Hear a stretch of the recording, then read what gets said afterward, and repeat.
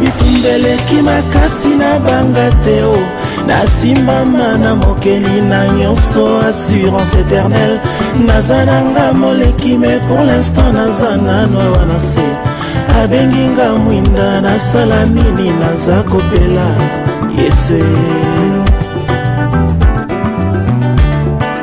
yango ata liboso ya kufa na banga nini nasimbama na makomi elobi Yesu alonga ndeliwa nazananga moleki mais pour l'instant naza nano na bomoi abenginga mungwa nasala nini naza kopesa gu na mokili kolo oyo apesinga ntina naza ya ye nakoma propriété privé ya nzambe mokeli ya nyonso bomoi nanga basimba te bameki basimbi nzambe motindami asimbi elaka akufaka te kino oyo nzambe alobi ekokisama kati na ye le fils de la promesse ne meurt jamais faute nanga te elaka nzambe nano ekokisami te ata na poison elaka ekufaka te eleka nzambe ekotimisisa epesinga bomoi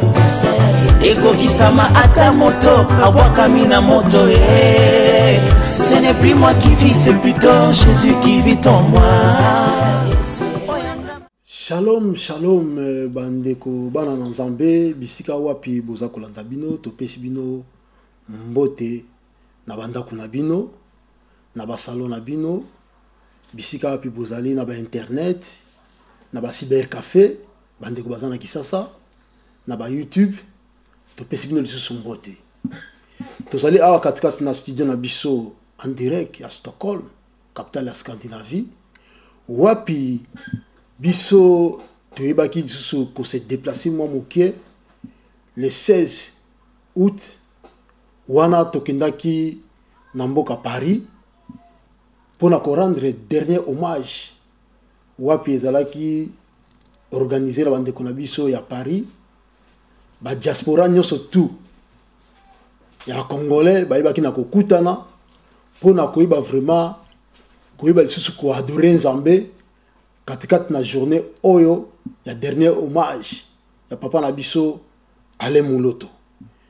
Bien aimé tozali vraiment na esengo parce que journée oyo elikaki vraiment malamu bandeko bautaki bipai na bipai tomonaki bandeko na biso bautaki na Londres bandeko bautaki Espagne bandeko à Italie bandeko à Belgique partout dans le monde vraiment bayebaki vraiment na kozala mokolo wana pona ko rendre dernier hommage pe na koyeba ko louer lisusu nzambe ensemble pona kokumisa nzambe na mokolo ya papa na biso Alain Mouloto o elekaki na Paris sans plus tarder na koyeba vraiment ko balancer bino quelques images bolanda vraiment quelques témoignages avant adoration banda boyeba kolanda quelques témoignages ya bandeko wapi bisika bango bayebaki vraiment ko zala na biso selongo pe ba pesaki ba témoignage na bango concernant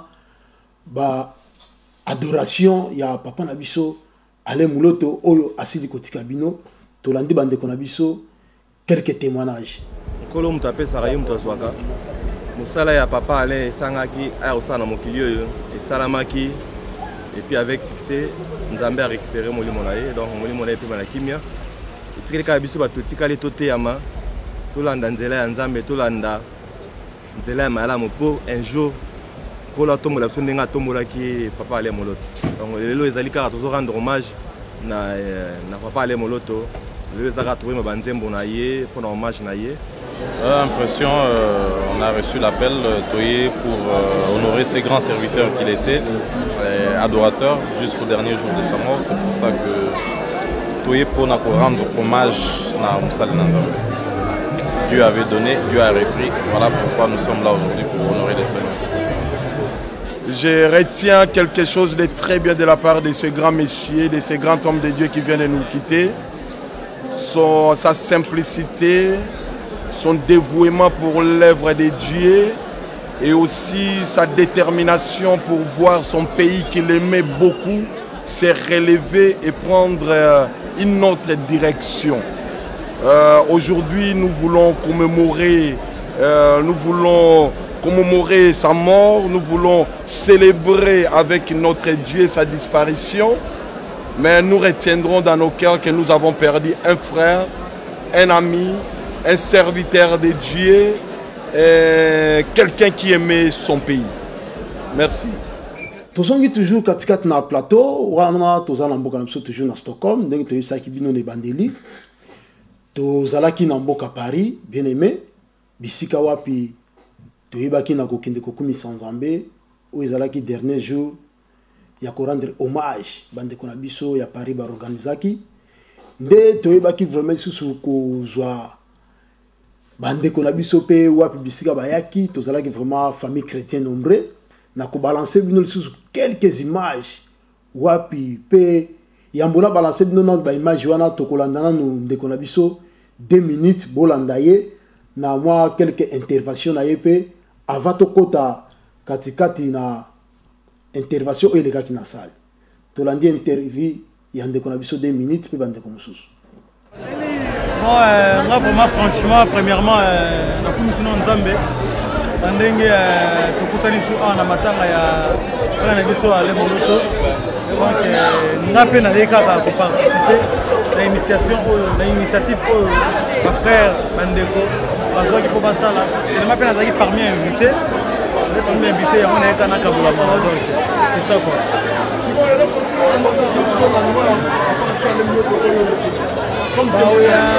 Bon moni mingi kuta olobeza te frère moloto batunyo sur la minute ba Hollande bayebi ke azaki serviteur ya Nzambe chanteur oyo ayembi banzembo oyo etikala na mémoire bato oyo arrangea ebele sans le savoir na bandako na bafoyer na bafamille à travers nzembo na ye makambo ebele bonga donc abongolisa mpe bato mitema donc lelo pour moi toyaka na pasi kokufa ya briske boyema Nzambe ye moko ayebi donc son âme repose toujours en paix quoi. Donc voilà c'est ça. Comme message pour la famille, vous tombez là à 8 km et pas dans l'action possible. Ouais, maman vraiment n'a dit que na minute à moi pas pour perdre mon bali. Na yo oyo za la kana tout le temps mais ça rare ma Nzambe tant na kokaki donc a gardé ka silence Nzambe osungai et puis groupe Gaël tu dis que cerveau monteur aza sous-souté mais Nzambe basengaka Nzambe kosunga bango po même Jésus-Christ totel na Bible Jésus-Christ makendaki pe alakaki bayekolela yeke ya kotindela bango molimo mosantu donc bazalaka concentré Nzambe otia bango eloko moko boye bakotambola bien donc mpona améliorer toujours balandaka lokolo oyo ntongo bazalaki na frère ale moloto donc nayesa bango bazala bomoko bazala toujours soudé bacontinue toujours chemin donc Nzambe otia bango loboko donc ezala vraiment bien donc c'est ça. Ok, merci. C'est surtout la présence à l'Union Sobayaki, na appel au Tolansaki. Vraiment, on est toujours rendre hommage à papa la mission, papa la mission, ensemble, to revivre les sous banzem interprété par Bande Bonae. Donc, c'est ça quoi.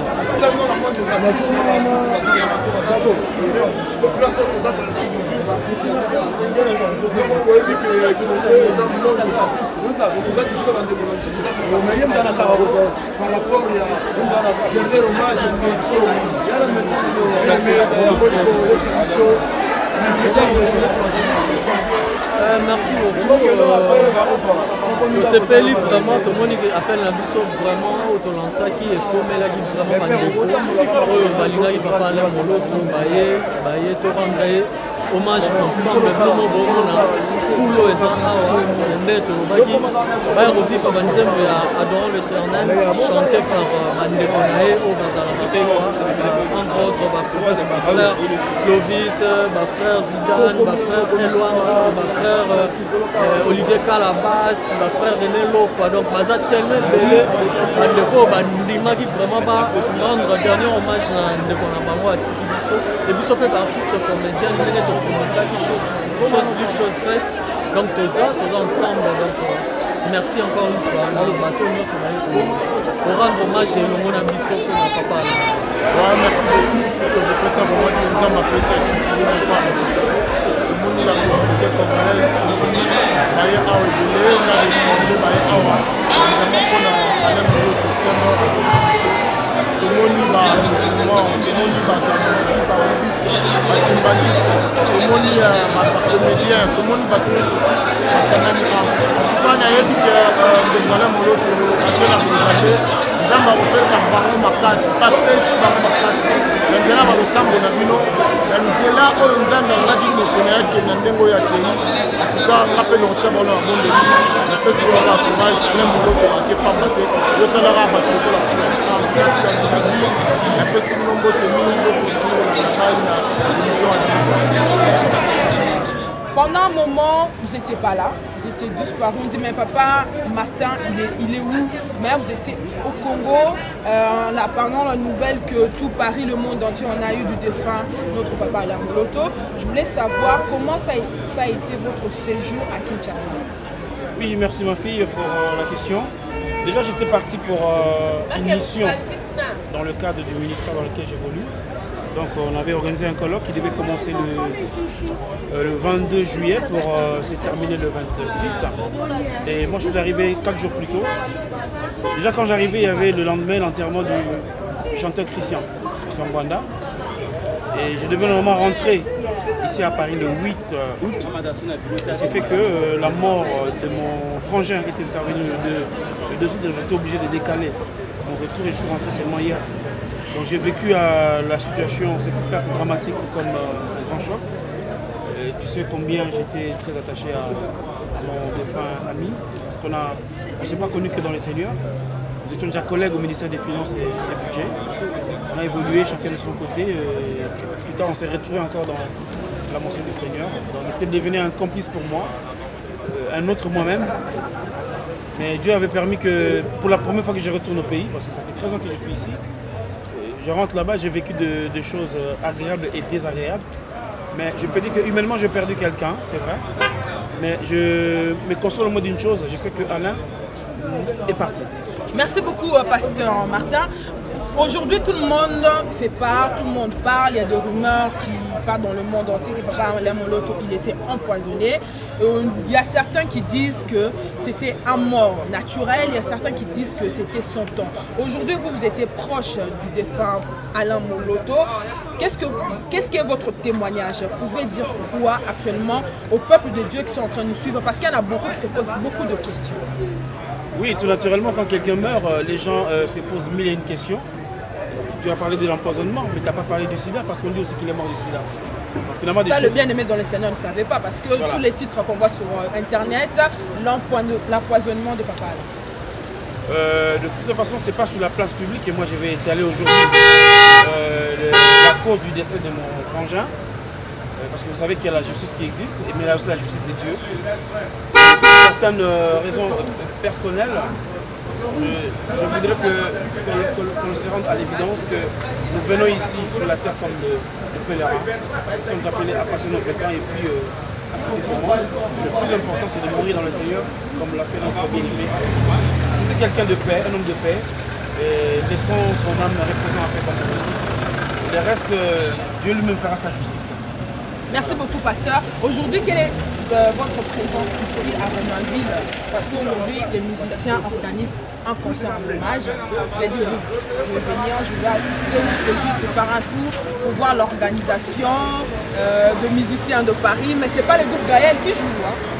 Oui, je sais. J'ai juste suivi sur le net qu'il y avait cette journée qui était organisée en hommage à mon bien-aimé. Si c'était hier, je n'allais pas venir parce que je suis tellement fatigué, j'ai fait un long trajet. Je suis passé par la Turquie pour venir jusqu'ici. Mais par contre, donc, je ne peux que venir pour, ensemble avec les bien-aimés, commémorer la mémoire ces grands serviteurs de Dieu, parce que j'ai vécu ces funérailles à Kinshasa, je n'ai jamais vu ça de mon vivant. Donc voilà. Et ça aussi, ma présence, ça va faire du bon au cœur à beaucoup de gens qui savaient les genres de relations qu'il avait avec Alain. Merci beaucoup, pasteur. Bon, vous avez dit, la dernière fois j'ai suivi votre interview, vous avez dit qu'il y a beaucoup de choses qui vont arriver après. Il y aura beaucoup de nouvelles. Vous pouvez nous dire certaines nouvelles que ça va apparaître ou nous laisser un peu dans le suspense? Je préfère vous laisser dans le suspense parce que chaque chose a son temps, comme on dit.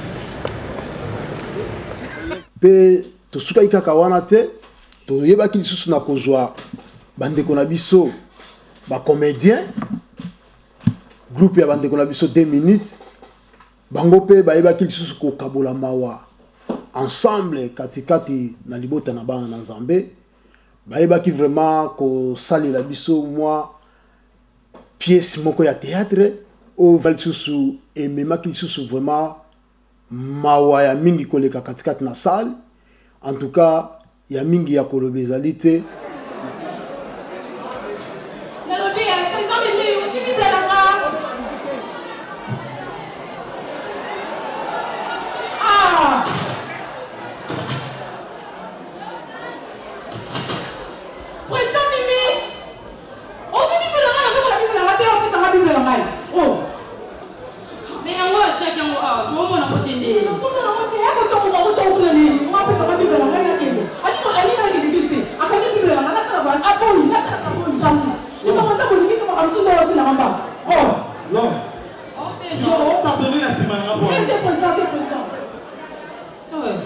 La brune. Non, on dirait. Vous comprenez? On dirait. Tu vois, tu vas me dire mais il faut que prier, il faut sa Bible est présente. Mais il faut que ça Bible parce qu'il n'a jamais prié à ma papa. Et alors là c'est donc qui a dit oui, qui papa, mais ça Bible n'a rien limité. Bon, c'est un moule vite fait. Oh mais non, c'est ça. Moule non, ça moule. Oh moule papa, on va qu'il n'a prié que le on peut dire que yo moko. On va pas dire.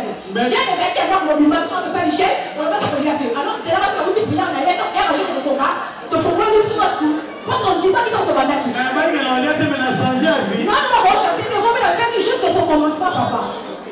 Dans le vie, hein. Oh, en tout cas, on a les points. Mais, on t'a dit Bible, on comprend, t'as dit Bible. On t'a dit Bible. Ah, c'est pas bien là. On est bon, on sait pas. Non, il n'y a pas mal. Oh, Zéna. T'es à l'église. Non, non, non. La tour, il y a des gens. Écoutez, on ne va pas perdre de temps pour rien, hein. Couple, ça, couplement problématique. Oui, à soigner à 9h, à soigner à 12h, 14h, 15h, dis-nous tout.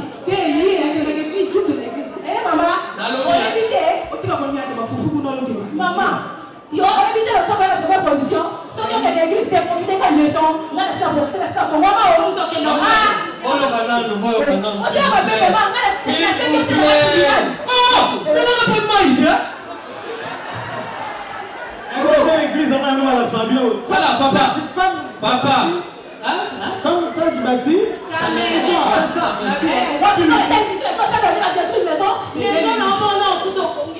Maman, il faut des problèmes. Tu vas avoir chez moi, chez moi, des potes dans la communauté.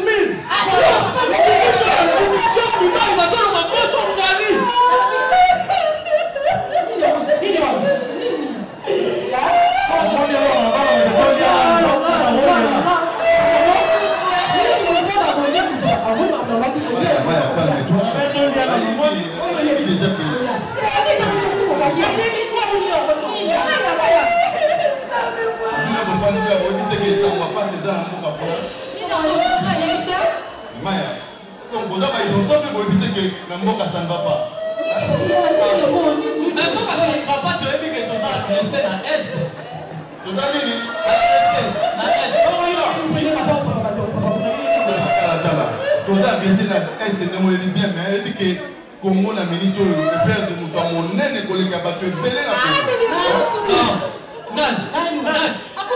Maya, le petit mot de la yep c'est là d'abord, yep c'est d'abord. Alain, frère Alain, le champ. Frère Alain, poisson n'a plus. Tout à l'heure, tout de suite là. N'a pas au leader à la base. Pardon. La petite information là. Pardon.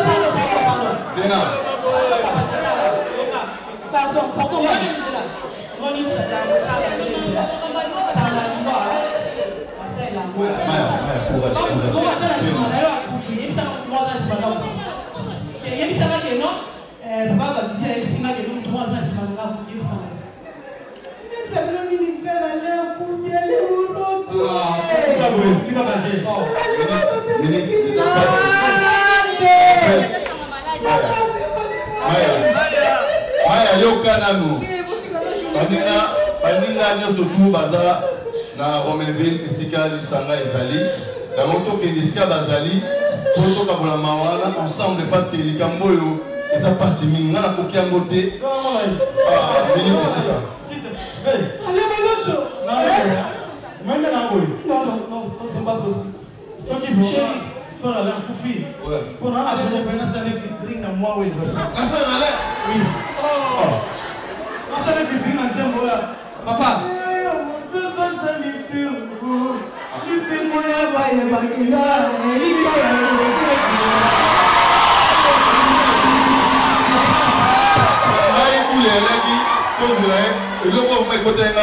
Bosungi na ngazali kosala gabagalino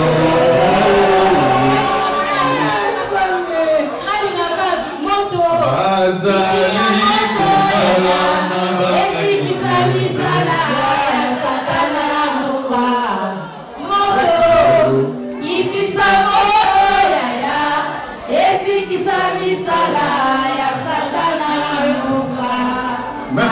merci bien. Merci bien. Et ça,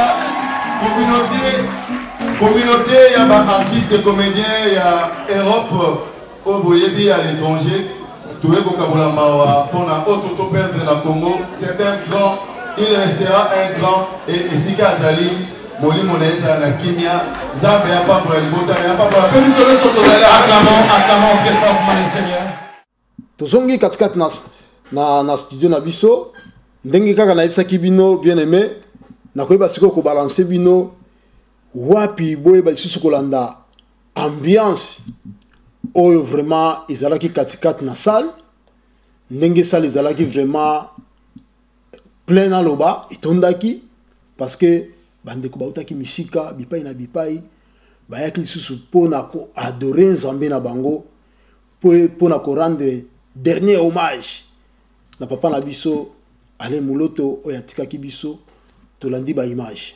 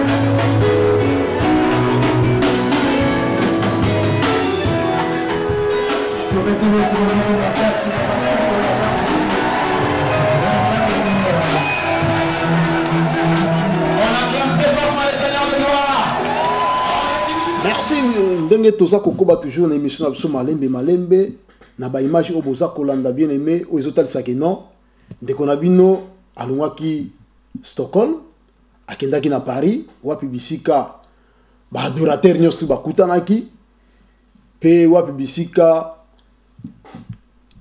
culte o munene ya ko rendre susu grâce et pas na Nzambe et baki na kozala na mboka na biso Paris bien aimé na zali kotalisa bino lisusu livre oyo na ngina lobela bino muke pona livre oyo papa na biso adorateur ale Mouloto aibaki na kokoma livre oyo ezana makambu ebele bana na Nzambe na ko senga na biso ban surtout vraiment ba eboza kolanda ngai luka buku oyo bisika ezali luka yango vraiment ezali très important ezali vraiment kolobela sur le plan de Dieu pour le Congo.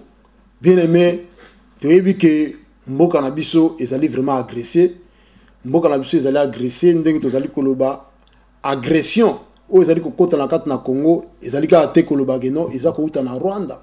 Mais ba agresseur ya Congo, ba ennemi ya Congo baza na kati ya Congo. Yango wana na ko senga vraiment na régie ba na ko balancer biso quelques images oyo ezako concerner livre oyo parce que livre oyo nde soki lelo oyo tozangi papa na biso ale muloto ezali pona livre oyo akomaki mabongisi ya nzambe pona mboka na biso Congo alingaki ete mboka na biso Congo ezala bien bato nyonso bazala na kimia bato nyonso bazala na esengo population nyonso tout a se retrouver lokola ya fungola ki monoko na ya alobaki pe akomaki livre oyo de livre eyebi na komema ye katikati na liwa lelo oyo toza koloba papa na biso ale muloto atiki biso me asukaki wana te soki tolandi ye mwa estre oyo ye moko ayebaki na koloba alobi ete bayina mboka oyo bazalaki kotia ye mpenza mal à l'aise bazalaki na 100%. Mais bien aimé ntango moto eye alobi toza kolanda toza kopapa biso pe kolanda tokopapa bolanda bestre ya mingi ya koloba ezali te bolanda yango na bilili. Hier c'était à 100%. Lobio eleki bazali kosala nyonso balingi. Et puis tango to bandi ko papa. Et kiti na 90%. Hey! Tozo landa tozo papa. Et kiti na 80%. Hey! Tozo landa tozo papa. Hey! Et kiti na 70%. Tozo landa tozo papa. Hey! Et kiti na 60%. Tozo landa tozo papa. Et kiti na 50. Hey! Tozo landa tozo papa. Hey! Et kiti na 40. Tozo landa tozo papa. Hey! Et kiti na 30. Basanan. Hey! Tozo landa tozo papa. Et kiti na 20. Et tu es combien? 10. Tozo landa tozo papa. Alléluia. Yes, c'est malam. Jésus-Christ, RDC. Jésus-Christ, RDC. Jésus-Christ, RDC. Jésus-Christ, RDC. Roi du Congo. Alléluia. Hier, c'était à 100%. Lobio eleki bazali kosala nyonso balingi. Et puis tango to bandi ko papa. Et kiti na 90%. Hey! Tozo landa tozo papa. Et kiti na 80%. Hey! Tozo landa tozo papa. Hey! Et kiti na 70%. Tozo landa tozo papa. Hey! Et kiti na 60%. Tozo kikate tozo papa. Et kiti na 50. Hey! Tozo landa tozo papa. Hey! Et kiti na 40. Tozo landa tozo papa. Hey! Et kiti na 30. Basanan. Hey! Tozo landa tozo papa. Et kiti na 20. Et tu es combien? 10. Tozo landa tozo papa. Alléluia. Yes, c'est malam. Jésus-Christ, RDC. Jésus-Christ, RDC. Jésus-Christ, RDC.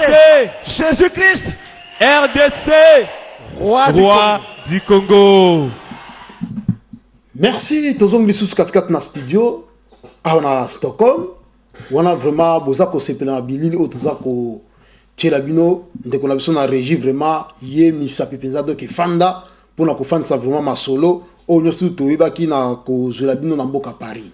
Bien aimé, tozali ko kende, on a vraiment les sous to balancer bino moi ba extrait oyo toyeba ki na kozwa quelques images na mboka Paris pour te libota na ba en Nzambe partout dans le monde wa publicité bozali boza kolanda biso boyeba vraiment sous kolanda ndenge na Paris vraiment eba ki na koleka.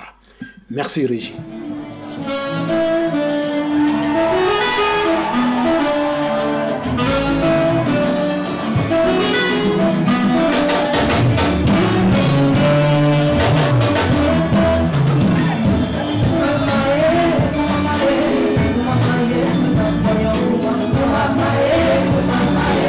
Mama,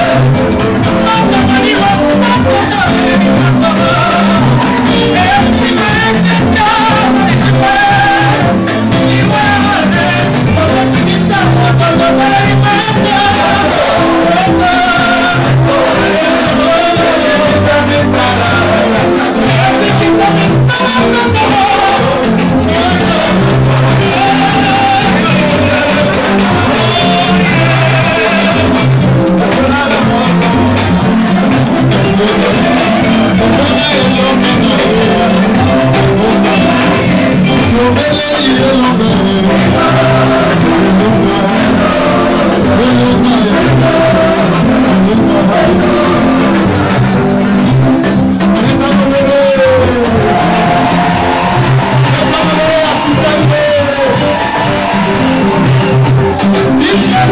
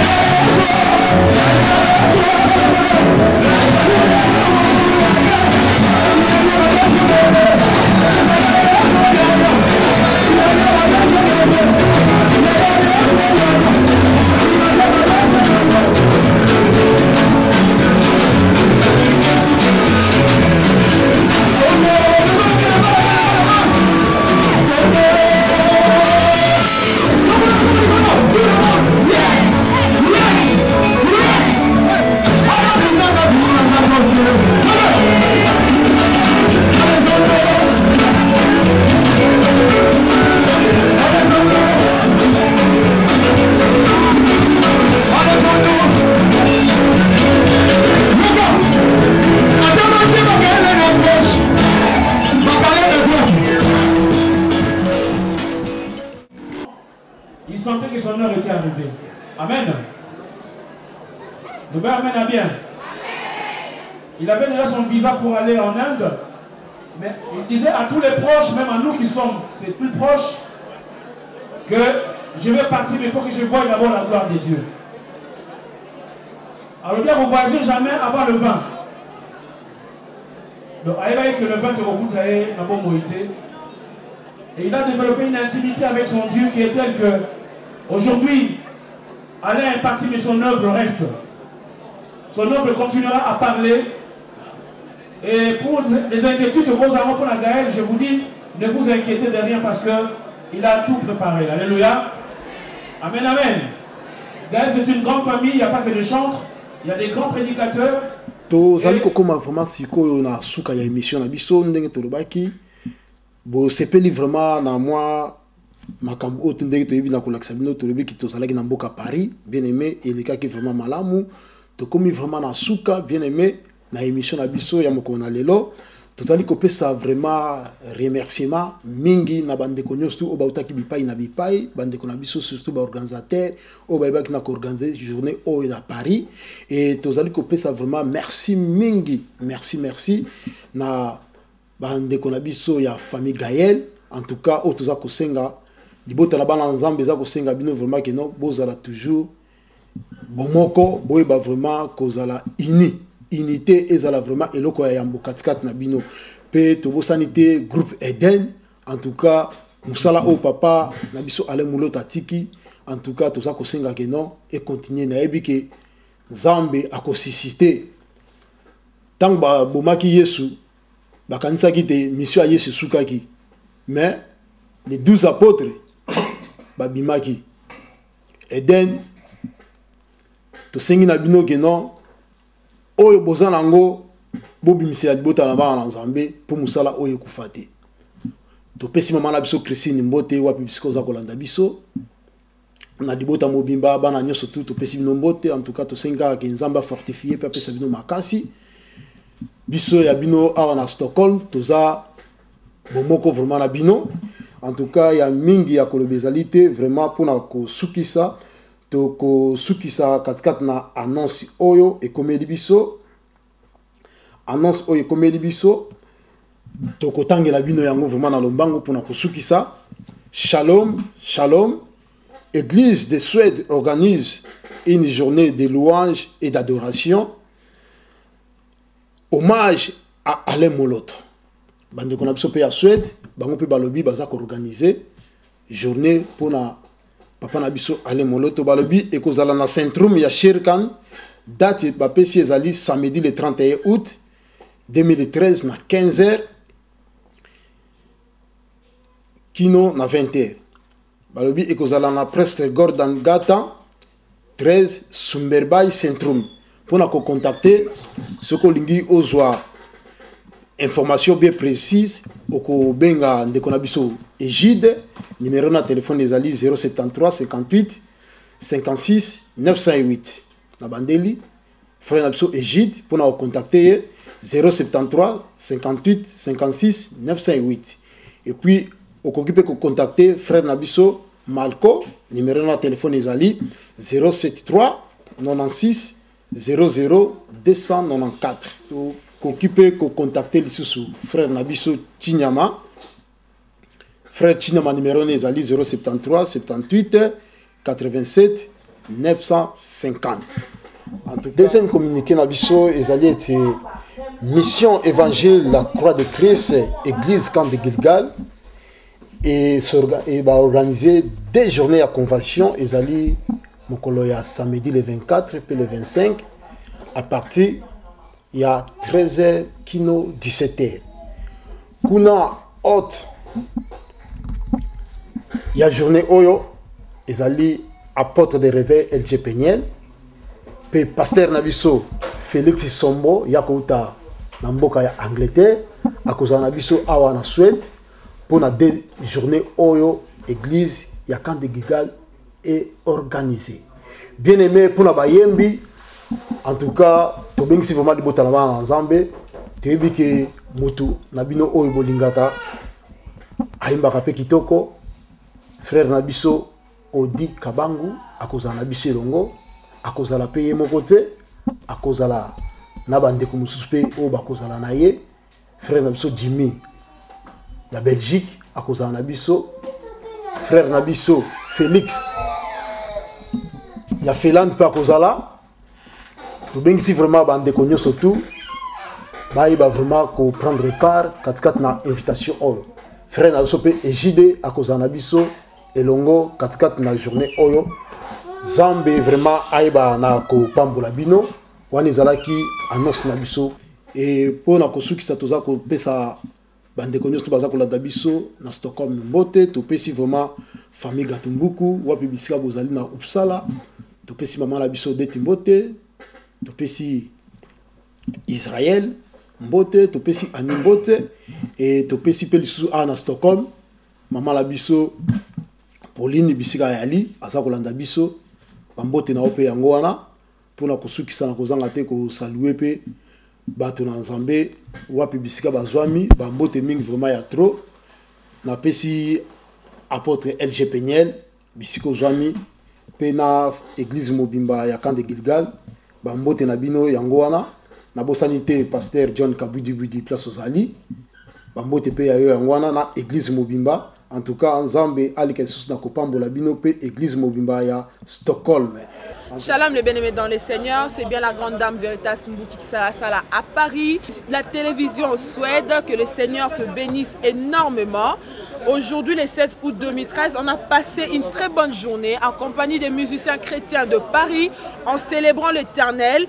On rendra aussi hommage à notre défunt papa Alain Moloto. C'était une journée vraiment très bénie. Il y avait plusieurs musiciens. Il y a eu des gens qui sont venus de l'Europe, de l'Angleterre, de la Belgique. On était vraiment bénis par la grâce de Dieu. C'est pour ça que je dis que confions toujours dans l'Éternel. Je sais que c'est l'Éternel qui nous bénit, le Seigneur qui nous fortifie. Je prie l'Éternel pour qu'il puisse bénir la famille Moloto à Kinshasa. Il s'appelle le père des orphelins. Et il est le mari de veuve. Je sais que le Seigneur va pourvoyer dans leurs besoins. Je sais que le Seigneur il va prendre soin d'eux. Je sais que son amour, sa faveur, sa grâce va accompagner ses enfants durant toute leur vie. Je suis la preuve vivante. Je suis orpheline de père et de mère. Mais le Dieu là qui m'a consolé, le Dieu là qui m'a fait du bien jusqu'à aujourd'hui, je sais que le Seigneur là sera aussi pour vous, pour la famille Moloto, pour les enfants Moloto. Que la télévision Suède, le Seigneur te bénisse énormément. Dieu, il a dit à Abraham, tu seras de toutes les nations. Laisse que cette télévision aille de toutes les nations et que la bénédiction de l'Éternel qui est enrichie soit avec toi et à très bientôt. Au revoir. Oui, shalom bien-aimé de Suède. Je suis votre frère Thaïs Nkelele. Bon, on était aujourd'hui là pour célébrer à l'hommage de notre frère Alain Moloto, qui vous savez tous sa disparition. Il nous a quittés dans la chair, mais dans l'esprit, il est toujours ensemble avec nous, au travers de ses œuvres, au travers de ce que le Seigneur a fait avec lui. Et bon, là, on était aujourd'hui là pour cette journée. Bon, en tout cas, le Seigneur a fait grâce. Les gens sont venus de partout. On va ça témoigner l'amour que le peuple de Dieu avait envers ce bien-aimé. Vraiment, il s'est passé des grandes choses. Donc nous étions là aujourd'hui. Et bon, là, ça vient de finir. On rend gloire à l'Éternel pour tout ce qui s'est passé. Et je vous salue tous, le frère et le sœur de Suède et la télévision suédoise. Que l'Éternel vous bénisse. Que cette télévision puisse aller de l'avant au nom de Jésus-Christ. Amen. Vraiment, on n'a pas moulé Nzamba malam. Impression que Dieu a fait de grandes choses parce qu'ils ont facilité. Les combats, on avait beaucoup de mal. Et puis, tous les combats et belé, mais Dieu a fait grâce. Journée le Kikitoko, la célébration pour la mort de notre papa Alain Moloto, Dieu a fait vraiment de grandes choses. Image. Qu'est-ce que Dieu a fait avec nous? Que Dieu soit béni. Merci. C'est vrai que par le biais de la mort de notre pasteur Alain Moloto, le Seigneur a permis que nous puissions célébrer. En fait, on n'a pas célébré Moloto, mais on a célébré le Dieu qu'a servi Moloto. Parce que nous, les enfants de Dieu, Et c'était ça notre expression d'amour face à l'attachement qu'on avait autrefois par rapport à notre frère et qu'on aura toujours vis-à-vis de ce qu'il a fait comme œuvre. Et je crois que tout Paris était dans la joie. Il y a eu des délégations de partout qui sont venues et le Seigneur nous a été favorable. Soyez bénis, que le Seigneur vous bénisse. Yozali bopemi wangai bipaina kotika mikumba na ngai yozali solo likondi lisimbi ndako masiya na ngai kiti sangu ya nayo nkolo awa tokobelela nkombo na yo yalisa biso nkembo mpe makasi na yo zambe na nguya. Donc biso yeyo bayembi toyaki lelo parce que likambo ezwi biso eleki tellement monene, donc toyaki fo tokutela biso nyonso lelo mpona lelo tosangana na libota na Nzambe oyo papa ale moloto asali mosala makasi oyo etiki bilembo ekotikala libela na libela kino Yesu akoya akokuta bilembo oyo papa ale moloto atiki. Donc tozalaki awa biso nyonso tu na bandeko nyonso tu oyo bayembi ya France tozalaki awa sikoyo tosilisi tozokende sikoyo bozongi na biso yango oyo. Donc Nzambe abatela bino apambola bino tuza na Saint Laura tuza na mama Espérance. Donc ye mpe moyembi monene bokolanda ye na Suède kala mingi ta koya kuna bokozwa badiske na ye tututu là. Donc voilà Nzambe apambola bino. Maman Laura azana mwa likambo koloba mama Espérance akoloba mwa likambo likambo batiza teka ndenge papa uti koloba to uti awa to sala mwa hommage pona papa Alain Moloto. En tout cas sangwane sala ki biso passe mingi parce que malgré to kaboy na ye na nzoto mais to yebike na molimo azoteya biso mikolo nyonso au travers banzembo na ye. Donc mutu nyonso to ateya maka mutu nyonso to adora Nzambe na banzembo wana. Alors to yebika akufite mais alali pongi kozali tokokuta na ye Nzambe akonsole libota na ye bana na ye mwasi na ye surtout toyebi ke séparation ndenge nini esalaka pasi mingi mais toyebi ke Nzambe azali Nzambe ba orphelin azali Nzambe ba veuve akoyeba kozwa soin na bango. En tout cas Nzambe apambola bino nyonso eleki bien Nzambe komba Nzambe kumisami. En tout cas Nzambe apambola bino tokokuta na mbala nsima. Mama Espérance napesa bana Nzambe nyonso tumbote na kombo na Yesu Kristu likambo ezwi biso esali eza vraiment mpasi na motema mais na nzoto toyebi eza facile te mais Nzambe alobiki na bacirconstance nyonso torendre ye gloire Nzambe moko ayebi. Mais ale moloto azalaki vraiment mosala na Nzambe à travers banzembo na ye esungi libota nyonso tu. Même ngala azalaki na Côte d'Ivoire baivoirien baleli ye makasi kolela balela ye papa ale moloto makasi à travers banzembo na ye bazolela pourquoi mais Nzambe moko ayebi toyebi ke tokuta na ye na mokolo na suka. Donc Nzambe a fortifié libota bana Nzambe nyonso a fortifié pe famille na ye a fortifié pe bana na ye. Nzambe aza Nzambe ba orphelin aza mobali ya ba veuve Nzambe aleka na kofunga bango pe molimo na Nzambe a consoler bango. Papa nanga mpona kosukisa na koyebisa likambo moko okoki koyebisa nini mpona mwana na nga kombo na ye Michel mwana nga mibale kombo na ye Eliu mpe Isaac. Donc ntango balandaka yo na ba DVD nayebisi yo ke banzembo na yo bino na papa odika bangu donc balalaka nango balandukaka nango bano ya ngai. En tout cas ekozala esengo ntango koya bamona yo okoki koyebisa Michel nini Eliu mpe Isaac. Michel a comme namboloni Michel a fêté 4 ans mardi passé. Baza penza mutakoyoka ngeza Michel miso bayoka te balandaka. Donc Michel et puis Eliu Isaac et Peniel balobaka anglais ou français? Balobaka c'est bien en Swahili.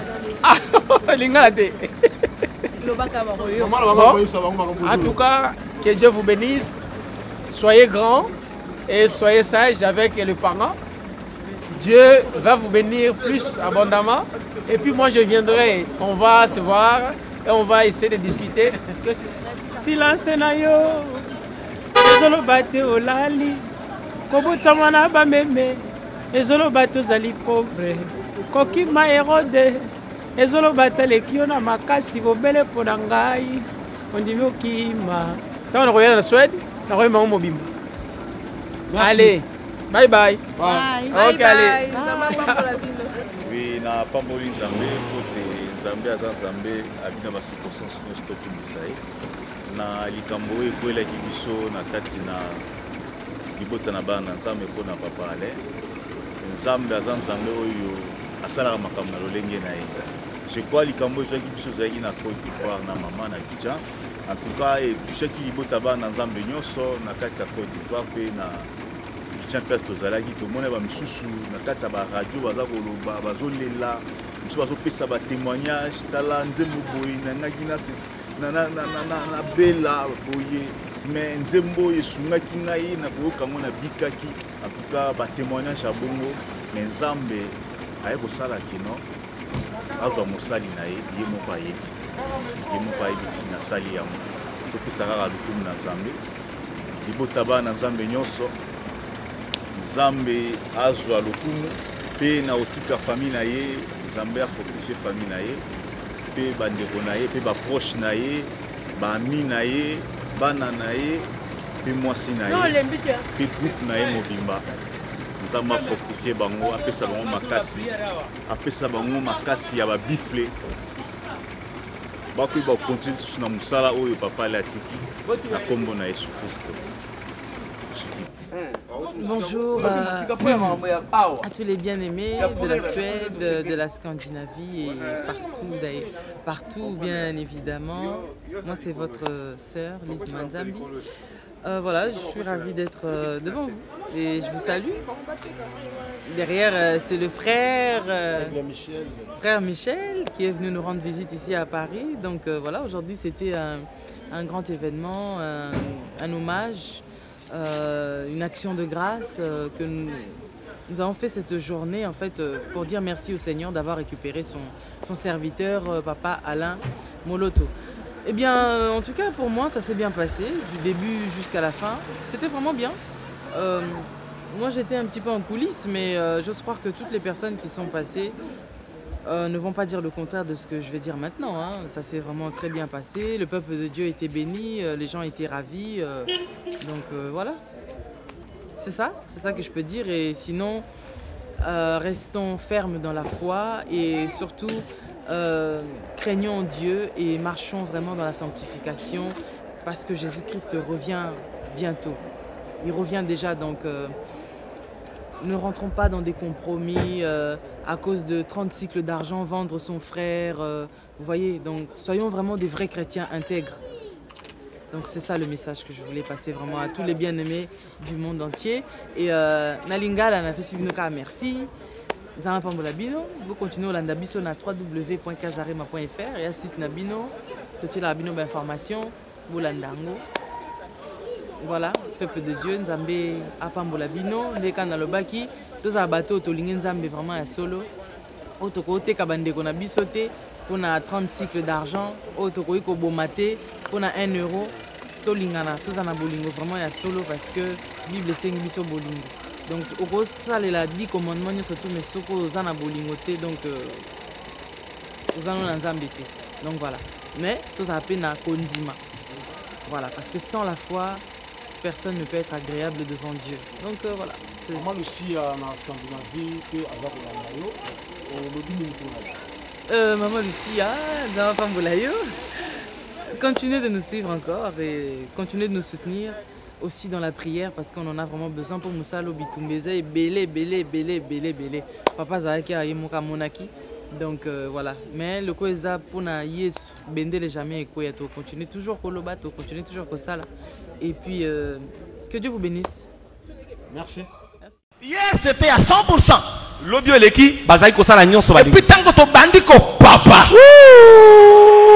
Et qui t'es à 90%. Hey. Tozo Landa, Tozo papa. Et qui t'es à 80%. Hey. Tozo Landa, Tozo papa. Hey. Et qui t'es à 70%. Tozo Landa, Tozo papa. Hey, et qui t'es à 60%. Tozo Landa, Tozo papa. Et qui t'es à 50%. Hey, Tozo Landa, Tozo papa. Hey, et qui t'es à 40%. Tozo Landa, Tozo papa. Hey, et qui t'es à 30%. Basanan. Hey, Tozo Landa, Tozo papa. Et qui t'es à 20%. Et tu es combien? 10%. 10. Tozolanda. Toujours papa. Alléluia. Yes, on malam. Jésus-Christ, RDC. Jésus-Christ, RDC. Jésus-Christ, RDC. Jésus-Christ, RDC. Roi du Congo. Alléluia. Alléluia.